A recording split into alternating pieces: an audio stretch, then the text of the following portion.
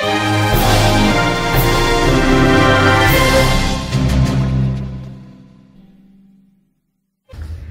sahabat OKOC, selamat datang di podcast OKOC Indonesia. Tempatnya para pembisnis muda dan calon entrepreneur berkumpul untuk mendapatkan inspirasi dan wawasan yang mendalam. Bersama saya Witanti Putri Anggirini yang akan menjadi pembawa acara pada podcast kali ini. Dan tentunya saya tidak sendirian karena di samping saya ada narasumber yang super keren banget, yaitu Bapak Sulistyo yang biasa kita kenal dengan panggilan Coach Sulis. Halo Coach Sulis, boleh nih Coach mungkin kenalan dulu sama teman-teman sahabat OKOC. Oh gitu ya, aduh senang sekali ya Witan, pada sore hari ini kita bisa ketemu di podcast OKOC. Baik, tak kenal maka tak sayang, kalau nggak sayang nanti maka nggak bisa ta'aruf dong ya. Benar sekali. Oke, Assalamualaikum warahmatullahi wabarakatuh, salam kenal, saya Sulistyo.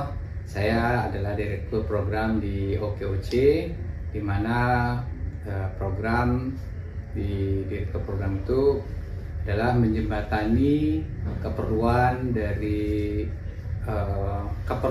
berbagai macam direktorat, sehingga nanti dari direktorat program itu membuatkan sebuah solusi. Nah, dari solusi itulah kemudian nanti akan diberikan lagi kepada bisa mitra kerja, bisa juga penggerak, siapapun kemudian menjadi mitra atau sahabatnya OKOC. Sementara gitu dulu. Oke, benar banget. Biasa akrab dipanggil oleh Coach Sulis ya, Coach? Ya, begitu. Oke. Jadi, pada episode kali ini kita akan menjelajahi tema nih, Coach, yang relevan bagi kalangan anak muda. Dengan judul Hidup Anti Galau untuk Menata Karir di Usia 20 Tahunan. Di usia di mana tekanan dan ketidakpastian seringkali mengintai. Penting nih Coach bagi kita untuk kalangan anak muda menentukan cara-cara agar dapat menjalani hidup yang lebih bermakna dan sukses untuk kedepannya. Kita akan mengeksplorasi strategi-strategi untuk mengelola stres, menetapkan tujuan karir, dan merencanakan masa depan yang lebih cerah di usia muda. Mari kita mulai perjalanan menuju hidup yang anti galau di usia 20 tahunan. Oke Coach, sebelum lanjut ke beberapa diskusi kami, mungkin dari Coach Sulis bisa nih Coach sharing pengalaman dulu nih mengenai sudut pandangnya tentang menata karir di usia muda, di usia 20 tahunan. Oke, terima kasih ya Witan. Saya jadi kalau mengingat judul ini, saya ingat di beberapa tahun lalu, lebih tepatnya di tahun 2011 nih rupanya. Oh, udah lama sekali Coach. Ya, tapi itu sangat relevan dan contohnya pun nanti itu bisa menginspirasi anak-anak muda ketika mereka dari awal mereka merencanakan karir mereka loh. Nah, ceritanya gimana? Ini perlu kita bahas lebih dalam lagi kayaknya ya.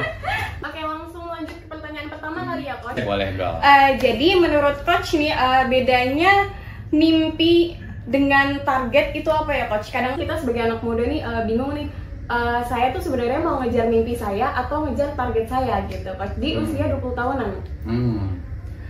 Ya, ini dua kata yang sebenarnya bisa saling melengkapi ya. Betul. Tapi kalau menurut saya mimpi itu adalah sesuatu yang belum terjadi, tapi dia sebuah punya keinginan. Keinginan itu tentunya dia ingin capai suatu saat, tidak saat ini. Itu yang kemudian menjadi terngiang-ngiang dan kemudian selalu dipikirkan, dan itu menurut saya adalah mimpi. Mimpi ini kemudian kalau dikaitkan juga dengan tadi adalah target. Target ini kan adalah sesuatu yang nyata. Betul. Nyata tuh berarti bisa kita lihat, bisa kita rasakan, karena target ini adalah hal yang kemudian bisa kita lakukan, bisa kita rasakan pada saat kita menjalani, dan kemudian kita bisa tahu posisinya ada di mana saat ini. Nah, yang menariknya adalah kalau tadi berkaitan dengan mimpi dan target ya. Betul. Jadi satu itu adalah hal yang belum terjadi atau masih di dalam sebuah angan, tapi target itu sesuatu yang memang belum terjadi, tapi kemudian kita bisa lebih wujudkan karena lebih terwujud. Betul. Tapi kalau saya melihat dari sisi yang lain, tentang dari sisi self leadership gitu ya, buat anak-anak yang 20 tahunan nih ya, di dalam sebuah kehidupan itu ternyata sebenarnya sesuatu itu terjadi minimal 2 kali. To creation namanya, atau pembuatan sesuatu itu minimal adalah 2 kali. Pembuatan pertama itu adalah yang ada di dalam pikiran. Nah, yang kedua adalah tentang nanti pelaksanaannya, actionnya. Nah, sebagai contoh nih yang paling gampang nih, saya ambil contoh kayak gini ya. Yeah. Nah, ini kan sebuah kemasan minuman yang menarik. Yeah, betul. Nah, sebelum jadi minuman ini, tentunya ada sebuah konsep, ada sebuah desain. Perancangan, ya, betul banget. Nah, jadi betul banget perancangan. Nah, perancangan itu kan sebelum diproduksi tentunya ada perancangan. Nah, perancangan itu yang kemudian ada yang tadi di dalam kepala kita, atau kalau tadi kita kaitannya mimpi sama konsep target itu boleh dikatakan lah inilah mimpinya, itu jadi sebuah perancangan ya. Nah, ketika kemudian rancangan itu sudah jadi, maka kemudian atau desain sudah jadi, maka kemudian ini yang kemudian akan diproduksi, kemudian akan dieksekusi. Nah, itulah kalau kita bilang tadi adalah target. Nah, pertanyaannya adalah bagaimana caranya mimpi kita kemudian diwujudkan dalam target, dan kemudian target itu kemudian dieksekusi. Itu yang menarik Mbak Witani. Berarti harus dirancang dulu untuk mencapai targetnya. Iya, betul. Karena kalau nggak dirancang dulu, begitu dia lakukan, nanti belum tentu sesuai dengan hasil yang diinginkan. Nah, ini kan menarik kaitannya nanti dengan anak-anak yang usia 20 ya, Gen Z banget ya? Iya, betul sekali, Gen Z. Gen Z ya. Nah, ini kan kaitannya buat mereka nanti merancang masa depannya. Betul. Kayaknya relevan banget nih. Benar sekali, di kalangan anak muda tuh lagi gencar-gencarnya mungkin pembahasan seperti ini ya Coach ya. Jadi podcast kita nih sebenarnya cocok nih buat anak-anak muda yang emang kadang masih bingung nih menentukan target, mimpi, dan kedepannya mau seperti apa, seperti itu. Oke, berarti harus dirancang untuk mencapai target, seperti itu Coach. Betul. Berarti pertanyaan selanjutnya masih berhubungan Coach. Pertanyaannya itu, kalau misalnya kita menentukan target, gimana target yang efisien yang akan kita kerjakan gitu Coach? Cara menentukannya itu seperti apa Coach? Target yang akan kita lakukan tadi ya. Iya. Nah, jadi saya teringat tadi di awal waktu kita cerita tentang ada sebuah atau contoh dari satu mahasiswa ya, yang waktu itu saya fasilitasi tentang soft skill di 2011, dan sekarang ini jadi contoh yang sukses buat saya. Dimana waktu itu dia di semester pertama di mabang di awal gitu ya, kita kasih tentang materi leadership, dan kemudian di materi leadership itu terkait tadi tentang sebuah visi. Nah, di dalam kebiasaan yang tadi tentang visi tadi adalah anak tersebut kemudian mengatakan bahwa saya sebelum melakukan sesuatu, maka kemudian saya akan melihat dulu visi saya. Visi itu nggak harus jauh, tahun, 3 tahun, 5 tahun, enggak. Tapi visi itu bisa 1 jam ke depan apa, 2 jam ke depan apa. Nah, anak ini mempunyai sebuah kebiasaan tentang selalu bekerja, dia menggunakan visi, yaitu melakukan sebuah persiapan-persiapan. Nah, dari itulah kemudian dia selalu melakukan persiapan, dan akhirnya itu kemudian menjadi sebuah kebiasaan, dan kebiasaan akhirnya karena itu diulang terus jadilah sebuah karakternya dia. Nah, dengan dia mempunyai sebuah kebiasaan tadi tentang persiapan sebelum melakukan pekerjaan, maka saat ini anak tersebut menurut saya sudah sukses, karena pada saat dia lulus dia sudah ditawari tuh untuk 2 tempat kerja. Wah, itu nggak main-main loh. Iya, betul. Satu di Boeing, di global. Satu lagi di perusahaan juga di global juga, tapi terkait dengan IT. Nah, kemudian dia konsultasi sama saya, Konsulis mana yang rasanya perlu diambil nih. Nah, terus saya coba gali-gali dan ternyata dia kemudian memilih bukan yang di Boeing. Tadinya saya pikir mau di Boeing tadi, Boeing pesawat, tapi ternyata enggak. Dan saat ini anak tersebut dia bekerja di Amerika Serikat, karirnya bagus, dan menurut saya ini adalah sebuah contoh tadi terkait dengan mimpi dan target tadi gitu. Jadi sangat menarik untuk dibahas. Berarti gitu. Harus menentukan visi dan misinya untuk mencapai target yang efisien gitu ya Coach ya? Boleh katakan seperti itu. Keren sekali, berarti jam terbangnya udah tinggi. Ternyata ilmu yang dari 2011 nih ternyata kepake sampai sekarang ya Coach? Betul banget. Itu makanya dia bilang, saya terkesan dengan materi tersebut dan happy mereka. Impactnya besar untuk dia ya. Kapan suatu saat bisa kita rekam video tersebut, semoga menginspirasi. Nah itu yang kemudian saya pikir akan bisa ditayangkan juga gitu. Karena menarik banget kok. Berbagi kisah lah seperti itu. Betul. Nah selanjutnya ini Coach, generasi muda itu kan kadang suka bingung. Mereka itu bingung nih apa yang mereka suka, apa yang mereka tekuni. Tipsnya tuh gimana ya Coach agar mereka tuh tahu nih diri dia itu butuhnya apa, sukanya apa, dan kedepannya tuh biar terstruktur gitu Coach.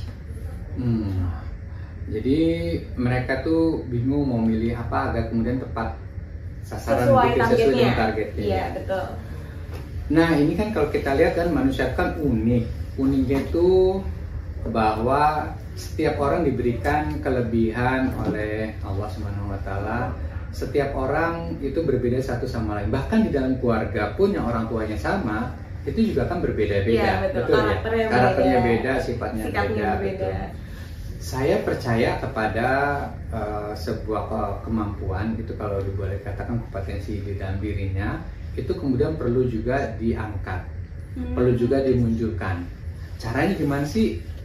Nah, caranya sebenarnya yang menurut saya sih, pemahaman saya adalah yang paling gampang memang kita bertanya kepada ahlinya. Betul. Konsultasi, betul. Dan konsultasi ini juga jangan ke teman. Ke orang yang ahli. Orang yang ahli. Kalau teman, balik kadang lagi. Suka salah. Salah. Asal aja gitu penyampaiannya padahal. Nggak punya dasar. Iya, betul. Terus sesuai dengan pengamatannya dia, kadang akhirnya itu justru bukan menjadi pembenaran, tapi justru jadi judgement bahwa kalau menurut gue lu seperti ini ya. Nah kalau menurut gue seperti ini ya, itu kalau benar. Kalau salah dan kemudian itu diyakini, itu kan jadi berabe. Nah jadi betul, saya setuju tadi kalau kamu Witan bilang bahwa konsultasi pada ahlinya. Saya setuju. Siapa sih ahlinya? Ya pastinya adalah psikolog. Ya.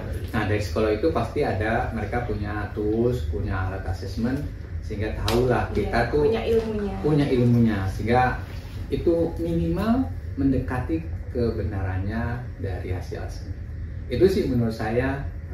Jadi harus konsultasi ke yang berpengalaman guys. Jadi sahabat Okeoshi nih kalau misalnya bingung terhadap sesuatu, bisa tuh konsul sama orang yang berpengalaman seperti psikolog seperti itu ya. Jangan tanya ke teman karena belum tentu benar. Itu masih menurut saya nih belum ada dasarnya seperti itu.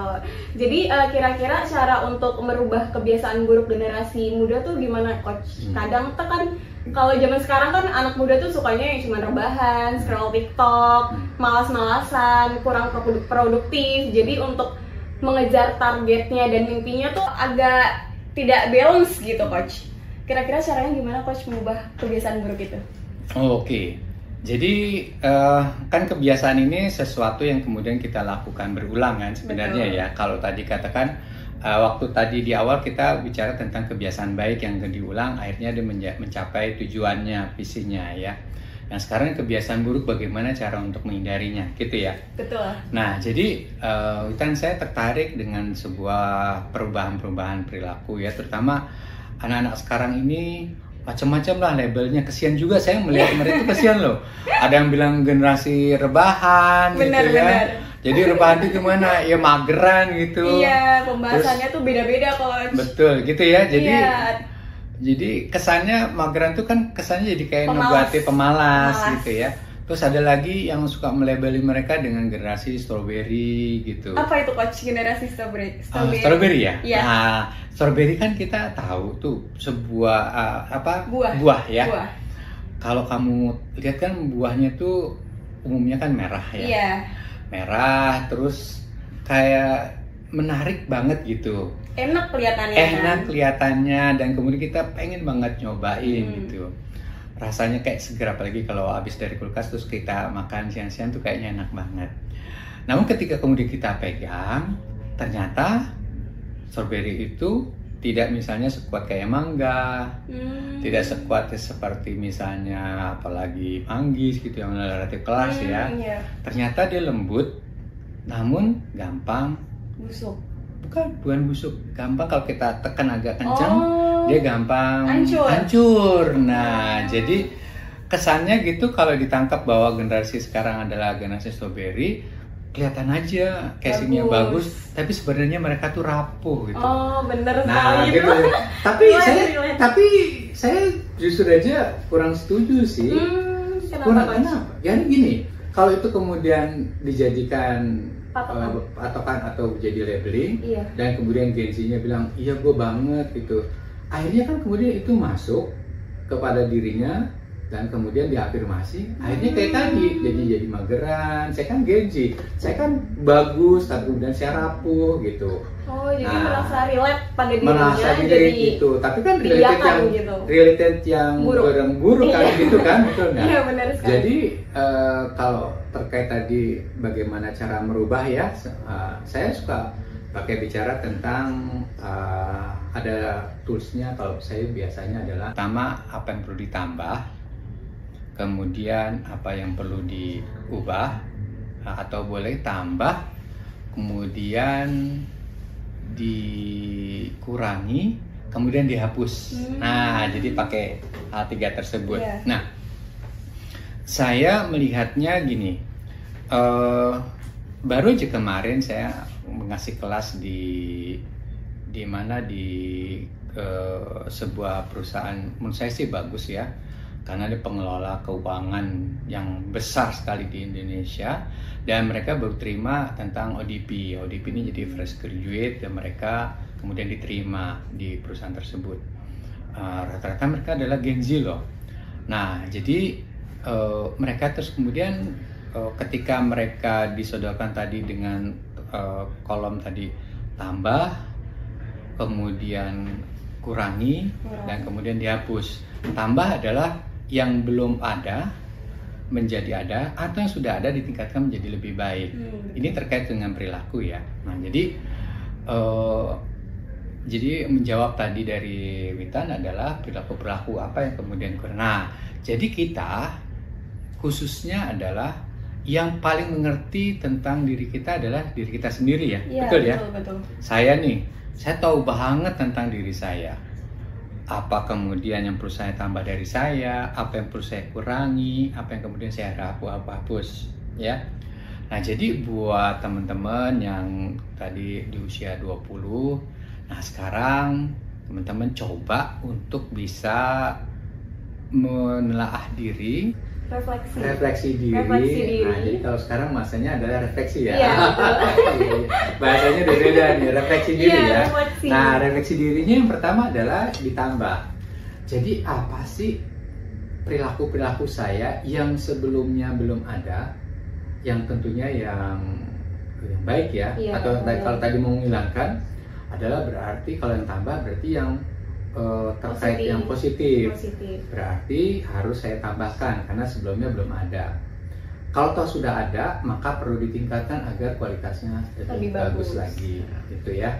Kemudian ada yang ketiga adalah bagaimana kita menghapus tentang perilaku yang tadi yang kurang baik misalnya. Jadi betul-betul di-delete aja.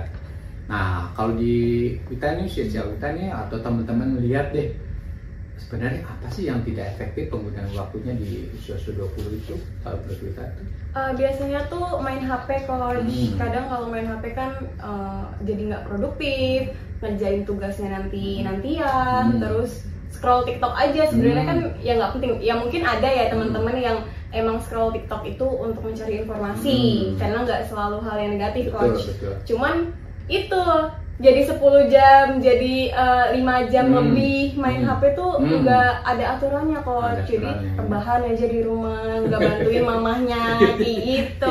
Jadi agak menjerumus ke negatif sebenarnya kalau hal-hal yang sebenarnya kewajiban tapi ditinggalkan, Coach. Gitu. Nah, tadi saya tertarik kalau tadi negatif karena begini. Begitu ada di scroll bukan hanya waktunya saja, tapi waktu scroll tadi kalau kita bilang nonton TikTok ya, kan suka ada yang menggoda tuh ya. Bener nggak sih, promo-promo ya? Betul nggak? Nah pertanyaannya kan dia pengen beli tapi kan belum punya kemampuan karena dia belum kerja.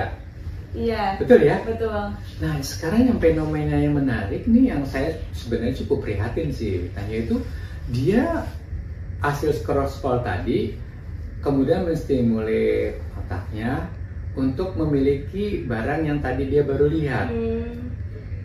Anak-anak terus yang dipikir adalah gimana saya dapetin ya? Karena saya pengen dapat barang itu. Nah, kenapa dia pengen? Karena dilihat role modelnya, misalnya influencernya pakai. Berarti kan saya pengen dong seperti ngikutin. Ya udahlah. Daripada capek-capek ada fasilitas. Ternyata di internet tuh kan sekarang banyak tuh yang fasilitas pinjam-pinjam online tuh. Betul. Akhirnya kemudian dipakai itu. Nah itu yang kemudian akhirnya menjerumuskan dia. Nah menurut saya kalau contoh yang tadi dihapus, udah kurangin itu, kemudian hapuslah yang nggak boleh dibuka-buka gitu, pinjol tuh jangan pakai banget. Itu benar-benar udah menurut saya tuh jangan deh, negatif banget itu udah mulai berhenti. Mulai kalau teman-teman yang udah pakai berhenti, kalau yang belum jangan tergoda, jangan coba. Saya sih buat anak-anak yang Gen Z usia 20 ini relevan banget ya. Iya betul. Gitu. Mungkin kalau misalnya ngelihat barang-barang yang dipengen, memotivasi gimana cara bisa dapetin barang itu dengan kerja, cari uang gitu ya, Coach ya, atau nabung mungkin dari hasil kasih uang orang tuanya, nabung. Jadi kalau misalnya nggak punya uang, jangan coba-coba untuk membuka aplikasi-aplikasi peminjaman online seperti itu ya, Coach. Karena dampaknya juga akan besar sekali. Wih, mengerikan sih. Iya, bukan hanya pada saat itu, mungkin nanti ketagihan makin banyak, aduh kasihan nanti yang ada gitu ya. Ujung-ujungnya madesu. Iya, masa depan suram. Iya. Oh itu bahaya banget, betul. Jadi dampaknya sangat besar sekali. Jadi jangan coba-coba seperti itu. Masih berkesinambungan, Coach. Jadi kira-kira kan biasanya anak muda nih kalau misalnya gagal sekali langsung sedih, terus nangis, murung di kamar. Kira-kira menurut Coach nih, tipsnya apa sih, Coach, biar kita tuh nggak berlarut-larut dalam kesedihan kalau misalnya gagal? Gimana caranya kita memotivasi kegagalan itu menjadi suatu peluang ya? Kalau gagal sekali, coba lagi. Tapi kadang ada yang terjerumus dengan rasa kesedihan itu sampai berlarut-larut. Kira-kira gimana, Coach? Ya, kalau saya tanya nih, mau kita nih, pernah gagal nggak sih? Sering banget. Sering sekali. Betul ya? Iya. Saya juga gagal juga, banyak kegagalannya. Contoh yang paling gampang. Dulu pengen banget yang namanya kuliah itu di perguruan negeri. Betul kan? Betul sekali. Itu siapa sih nggak pengen? Pasti nggak pengen. Iya. Tapi ternyata saya gagal untuk masuk ke perguruan tinggi. Itu kan contoh yang paling simpel aja ya. Yang teman-teman sekarang ini yang usia 20 yang sedang di kuliah, motivasi itu misalnya gitu. Ada juga pengen nilainya A tapi ternyata dapatnya B+ gitu ya. Itu kan sebuah kegagalan juga ya. Tidak kesampaian dengan apa yang dia inginkan. Nah, pertanyaannya adalah kalau tadi agar kemudian tidak berlarut-larut gitu kesedihan. Kan orang gagal konotasinya sedih ya. Iya, sedih. Padahal sebenarnya justru kegagalan itu kita ada loh pembelajarannya.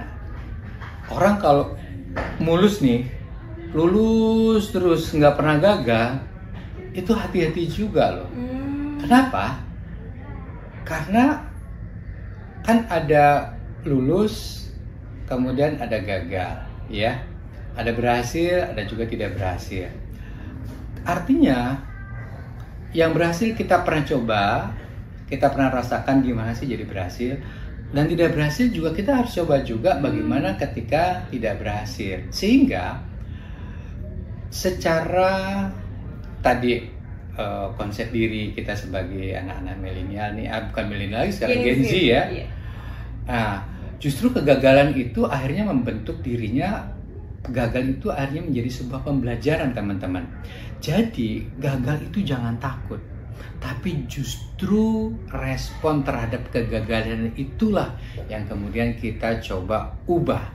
Kalau respon gagal pertamanya adalah kita sedih, maka teman-teman, kesedihan itu akan membuat kita berlarut-larut. Tapi justru sedih boleh nggak? Boleh, tapi jangan lama-lama. Nah, justru dengan tadi gagal kita sedih, itulah saatnya kita tadi adalah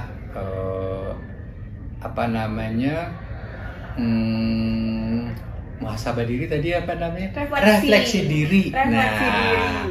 Apa yang membuat saya gagal, di mana kegagalannya dan kemudian apa yang saya lakukan agar saya tidak mengulangi kegagalan tersebut. Nah, pertama adalah dia sadar diri bahwa saya memang gagal. Ini penting untuk seseorang dia bisa menerima kegagalan itu. Itu pertama. Yang kedua, setelah dia menerima tentunya ada dong yang namanya evaluasi. Betul. Apa sih kegagalannya? Di mana kegagalannya? Dan kemudian apa yang perlu dilakukan agar tidak terulang lagi. Berarti langkah kedua adalah evaluasi. Yang ketiga, setelah kemudian kita evaluasi, tentunya ada dong apa langkah yang akan saya lakukan. Nah, jadi tidak berhenti pada sebuah evaluasi, tapi ada follow up-nya. Nah, follow up-nya ini yang penting untuk dilakukan. Nah, follow up-nya juga tentunya berdasarkan dari journey yang sebelumnya.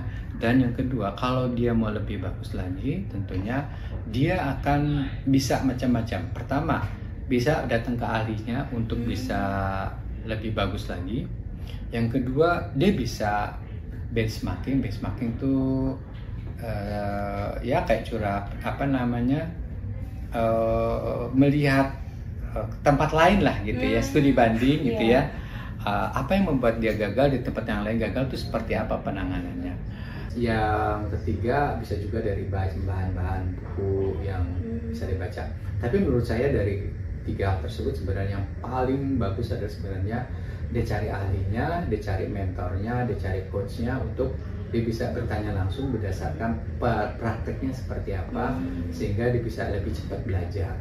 Nah, jadi kan berarti kalau kita simpulkan dari dia gagal justru dia bisa mendapatkan pelajaran. Pelajarannya apa tadi? Sehingga dia bisa lebih baik lagi, tidak berlarut-larut dalam kesedihan. Oke, jadi pelajaran itu teman-teman, sahabat OKOC tadi udah dijelasin seperti refleksi diri, kira-kira gagalnya dalam hal apa yang kurang, seperti itu ya Coach ya. Oke, terus untuk menuju target dan mimpi kan ada public speaking ya Coach. Kadang tuh generasi Z itu kayak masih takut untuk ngomong di depan umum, terus masih belepotan ngomongnya. Mungkin hal itu tuh nggak selalu diajarin di sekolah-sekolah Coach. Jadi kita untuk praktek langsung ke dunia kerja tuh agak takut gitu Coach. Kira-kira dari Coach nih, apa tipsnya untuk sahabat OKOC agar public speakingnya tuh bisa lebih bagus lagi gitu? Oke. Jadi menarik nih, Witan, ada sebuah penelitian di Amerika sana. Begitu mereka ngadain survei nih, apa sih ketakutan yang mereka hadapi, atau apa sih paling menurut mereka apa yang paling menakutkan gitu ya. Ada yang bilang tentang takut miskin, takut ketinggian, takut itu binatang-binatang gitu ya, yang begitulah ya. Iya, macam-macam ya. Macam-macam ya. Tapi ternyata urutan nomor 1 itu bukan yang tadi, yaitu adalah takut berbicara di depan umum. Wah, ternyata ada penelitiannya ya, Coach? Ada. Jadi ternyata saya juga surprise juga ya. Oh ternyata banyak orang, bukan cuman Witan, bukan cuman saya, bukan cuman teman-teman lain. Tadi saya bahas sahabat, jangan khawatir. Justru ketakutan berbicara di depan umum itu di Amerika Serikat sana itu nomor 1 loh. Pertanyaannya adalah apa yang saya bisa lakukan agar saya bisa public speakingnya bagus untuk bisa mengatasi ketakutan tadi gitu ya, sehingga jangan sampai tuh kan penelitiannya seperti itu, jadi saya wajar dong. Itu kan berarti pembenaran terhadap mengiyakan gitu, tidak upgrade. Nah kalau itu teman-teman yang Gen Z lakukan, itu akan berpengaruh terhadap promosi kita nanti kalau kita bekerja, sehingga kita tidak kelihatan. Nah yang menarik kemarin kita yang dari kelas yang kemarin saya fasilitasi, ada satu, sebelum tadi menjawab ini ya, saya mau mumpung ingat cerita yang kemarin. Jadi ada satu peserta yang ketika ditanya, silakan Anda untuk menilai teman Anda tentang kesehariannya. Nah ternyata kemudian dia di luar dugaan, dia mengatakan, saya tidak pada porsinya untuk menilai seseorang. Biarlah orang itu menilai dirinya sendiri. Kelihatannya sih bijak gitu ya, betul ya? Betul. Bahwa dia nggak mau menilai orang karena nanti subjektif gitu. Tapi justru sebenarnya itu menurut saya adalah kurang tepat. Karena apa? Saat ini justru di sosmed orang kemudian berlomba-lomba untuk menunjukkan eksistensi dirinya, betul nggak? Biar kelihatan. Coba kalau Witan nih ya, kalau mau makan nih, yang dilakukan apa dulu Witan? Kalau mau makan, ambil perlengkapan makannya, terus mau milih lauknya apa, terus mau pakai nasi atau enggak, kayak gitu Coach. Terus udah tersedia nih, langsung makan, apa foto dulu? Iya, kalau makanannya enak saya foto dulu. Terus habis foto sudah ngapain? Di-upload kan? Ya, tujuannya apa sih? Beda-beda sih Coach, ada yang mungkin tanda kutip kalau misalnya orang melihatnya pamer, ada juga yang emang untuk kesenangan dirinya Coach, gitu. Oke, jadi yang mau pamer atau kesenangan diri kan sebenarnya sama, yaitu adalah agar dia dilihat orang kan, eksis gitu kan ya. Iya, betul. Nah, berarti kan karena sekarang eranya seperti itu ditanya, artinya bahwa itu adalah eksis, itu kan kalau di sosmed. Tapi sebenarnya di dalam kerja juga seperti itu loh. Artinya orang berlomba untuk menunjukkan bahwa siapa dirinya, kualitasnya. Sehingga apa? Orang kemudian jadi kenal. Orang kemudian tahu tentang buah pikirannya. Orang tahu siapa dirinya, apa gagasan-gagasannya, apa yang sudah dikerjakan, apa rekam jejaknya dia, itu jadi harus diekspos. Nah, cara ekspos ini juga perlu yang tadi keterampilannya Witan, yaitu public speaking-nya tadi. Karena kalau kemudian background-nya bagus, latar belakang bagus, tapi pada saat waktu dia meeting kemudian tidak bisa menyampaikan pendapat, kemudian tidak bisa mencurah gagasannya itu kemudian tidak terstruktur, maka orang juga nggak akan respect. Nah, jadi keterampilan tentang public speaking ini menjadi sangat penting. Nah, ini relevan banget ya. Nah, jadi kalau saya tanya apa tipsnya, jadi menurut saya gini. Jadi kalau public speaking itu saya bagi dua, ditanya dari persiapan dan juga pada saat dia presentasi. Nah, di persiapan ini tentunya adalah pertama kita akan pasti melakukan sebuah riset. Betul. Ya.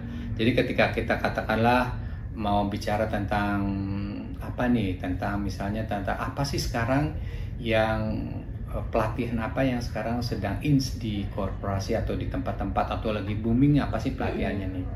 Misalnya katakanlah pelatihan itu tentang coaching gitu ya.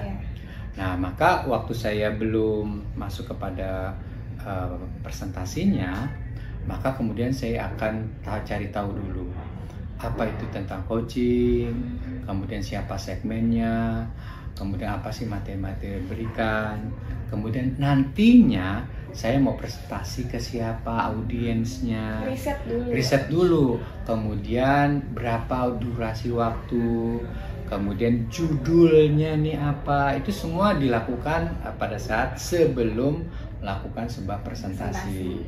Gitu ya. Jadi itu yang kemudian saya melihatnya adalah itu sangat penting. Jadi kalau ada angka 100%, maka sebenarnya persiapan ini saya kategorikan menjadi 50%. Ya. Jadi persiapannya itu yang baik, maka dia sebenarnya sudah mengantongi 50% tentang presentasi tersebut. Kenapa? Termasuk mempersiapkan pertanyaan-pertanyaan yang sulit. Jadi dibayangkan kalau dia nanti sebagai peserta audiens gitu ya, minimal pertanyaan-pertanyaan sulit apa sih yang akan muncul? Saya akan coba list minimal 5 pertanyaan sulit dan kemudian saya jawab. Kalau nanti itu keluar di dalam presentasi, maka saya nggak akan kesulitan untuk menjawabnya. Jadi sudah punya persiapannya. Itu kan belum tentu setiap orang mau melakukan itu. Yaitu apa? Mempersiapkan atau persiapan pertanyaan dan jawaban pertanyaan-pertanyaan yang sulit. Nah, jadi itu 50%-nya tuh. Jadi ada persiapannya, ada surveinya, ada risetnya, dan kemudian ada siapa audiensnya, durasinya, tempatnya di mana. Kalau tempatnya di mana, itu juga kita mesti tahu juga. Kalau di situ ada beberapa pemateri, maka saya harus tahu saya ada di nomor berapa. Sampai seperti itu. Karena apa? Nanti berkaitan dengan persiapannya gitu ya. Nah, yang kedua adalah tentang delivery atau lakukan presentasinya nih. Nah, penyampaiannya nih ya teman-teman. Nah, penyampaiannya tentunya adalah pertama itu udah pasti adalah saya suka membuat materi itu dengan konsep 3W. Pertama adalah why, what, satu lagi bukan 3W, 2W 1H, sorry. Why, what, dan how. Nah, jadi materi itu yang kemudian dibuat, why-nya kenapa ini menjadi penting. Jadi saya biasa suka, tadi dari riset itu apa sih yang terjadi di masyarakat, apa sekarang lagi itu kemudian munculkanlah dalam sebuah kenapa kemudian ini menjadi penting buat dibahas atau buat Anda. Baru kemudian what, apa itu kemudian definisinya segala macam, dan kemudian bagaimana cara melakukannya gitu. Nah itu, jadi itu presentasinya. Dan kemudian yang selanjutnya adalah kalau tadi itu sudah dapat, maka biasanya peserta akan buy-in terhadap materinya. Kalau sudah buy-in terhadap materinya, pengalaman saya Mbak Witan adalah kita akan lebih percaya diri karena kita diterima oleh audiens. Dari mana kita tahu? Gampang, mereka mau nanya nggak? Kalau mereka tertarik untuk nanya, berarti materi ini tersampaikan dan mereka tertarik gitu. Betul. Sehingga kita nggak perlu nanti yang khusus, tapi justru dengan tadi why, what, dan how-nya itu, dan kemudian kita datang, kita udah pede banget. Kenapa?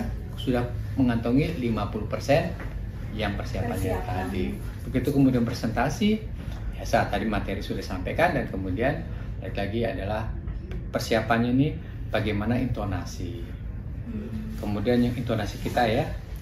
Kemudian yang kedua, kalau saya nih biasanya kalau untuk presentasi, pertama datang ke satu tempat ya, saya lihat modelnya apakah U-shape, apakah round table, atau kemudian klasikal, itu yang kemudian. Yang kedua, kemudian saya lihat perlengkapannya, lengkap apa enggak, dan kemudian yang itu. Yang ketiga adalah tentunya sound system dan segala yang lain. Yang keempat, kemudian saya melihat mencoba untuk melakukan role play sebelum mereka datang. Yang kelima, kemudian berdoa. Nah, biasanya dengan presentasi atau melakukan hal tersebut, presentasi menjadi jauh lebih lancar. Itu sih pengalaman tip and trik saya sebagai seorang trainer yang juga sudah lama, lebih kurang mungkin 20 tahun ya. Jadi dalam 100% ini ada 50% dan 50%. 50% untuk persiapan dan 50% untuk penyampaian materinya. Seperti itu ya Coach. Mungkin kadang kan orang itu punya banyak ide sebenarnya di kepalanya, tapi mereka tuh susah untuk menyampaikan. Kayak gitu Coach. Mungkin bisa belajar dari itu kali ya Coach.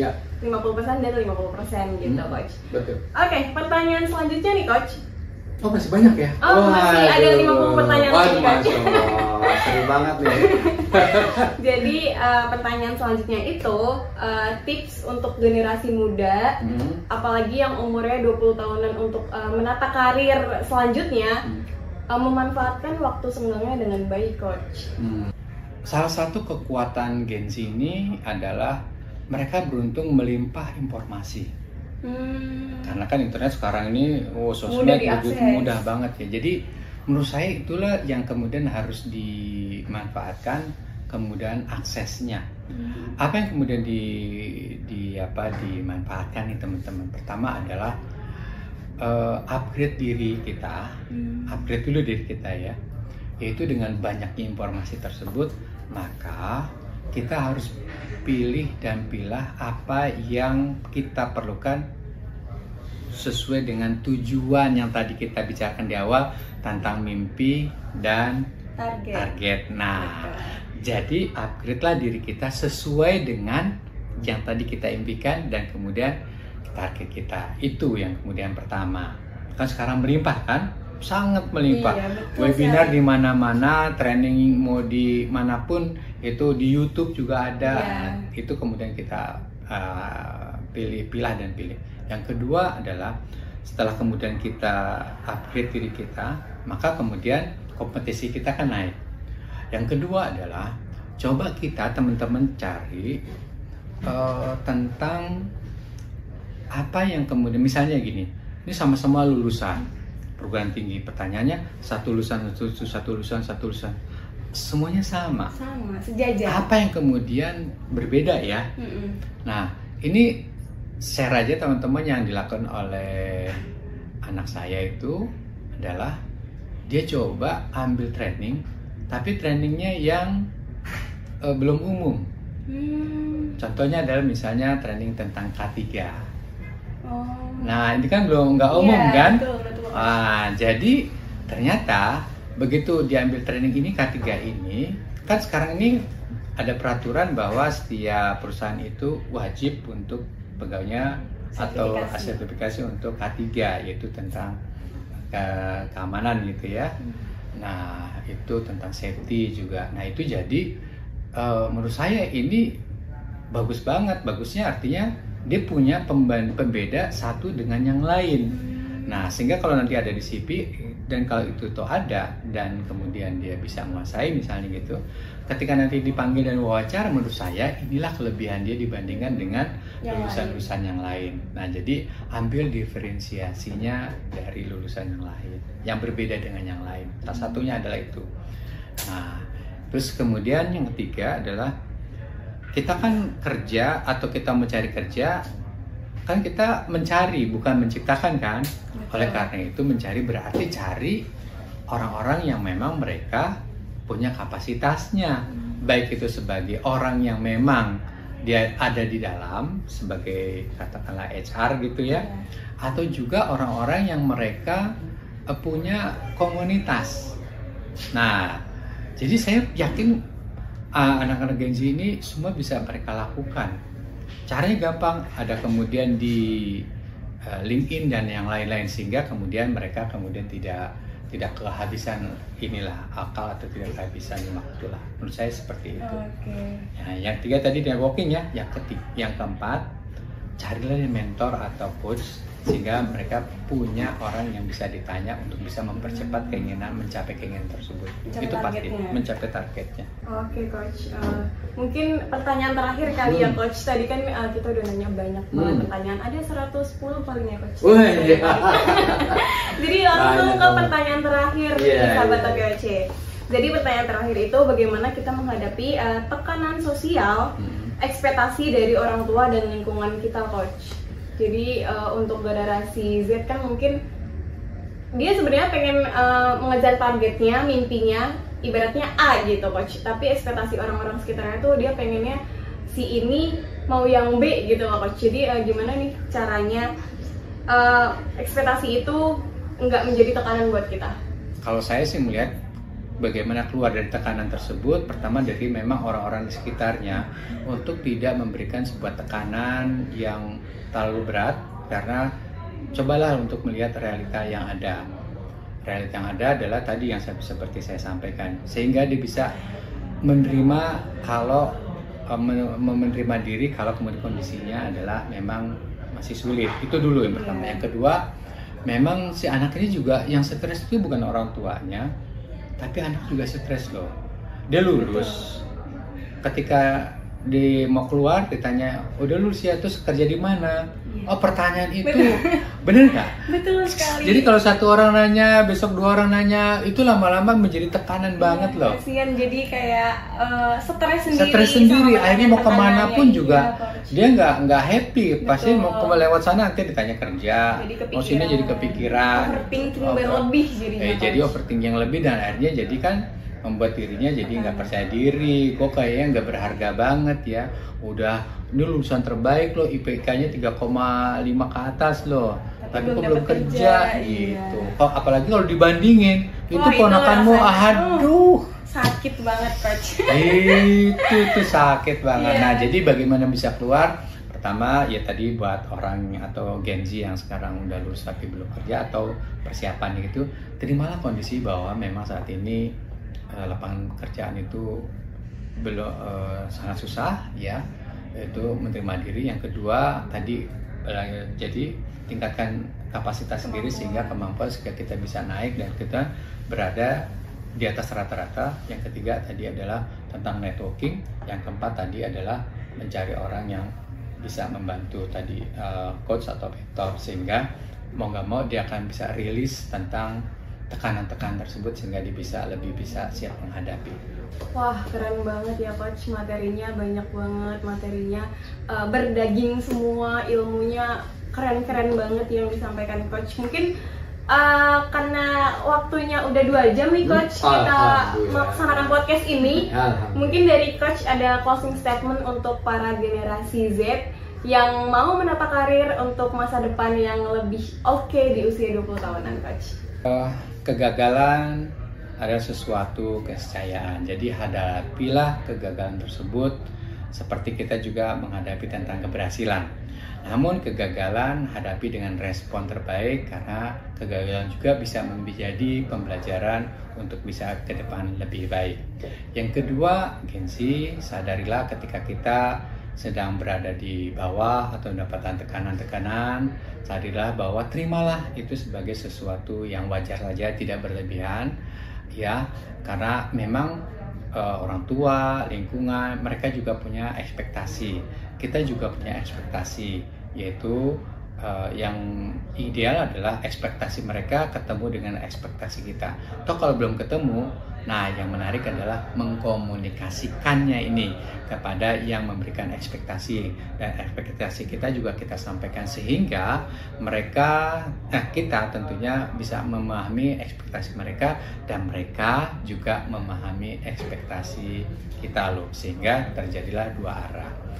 Nah, itulah yang kemudian bisa kita lakukan, sehingga inilah yang kemudian teman-teman closingannya, sehingga kita sebagai Gen Z bukan menjadi sebuah halangan tapi sebuah tantangan untuk kita bisa lebih berdaya lagi, bisa melihat masa depan itu.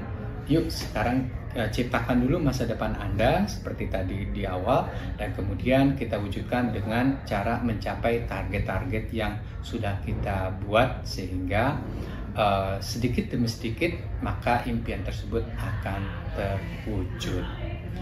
Yang ketiga, teman-teman jangan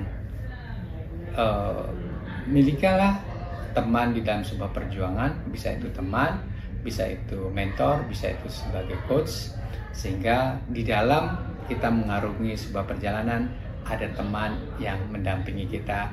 Senang ketika kita akan mendampingi kita ketika kita senang, kita berhasil, dan juga ketika kita jatuh, mereka juga ada di samping kita untuk menemani agar kita tidak larut dalam sebuah kegagalan atau kesedihan.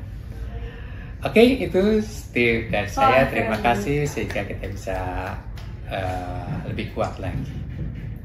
Keren sekali materi-materinya, closing statementnya apalagi, itu informasi-informasi sudah merangkum semua pembahasan kita pada hari ini. Oke, terima kasih kepada sahabat OKOC Indonesia yang telah menonton podcast kami hari ini. Kami berharap semoga informasi tadi, ilmu tadi yang kita sampaikan dapat berguna bagi sahabat OKOC dan mendapatkan wawasan baru dari topik yang kita bahas ya Coach. Terima kasih sekali lagi sama Coach yang udah meluangkan waktunya pada hari ini, sore-sore yang terang seperti ini. Jadi sampai jumpa di episode podcast selanjutnya. Terima kasih. Terima kasih sahabat OKOC.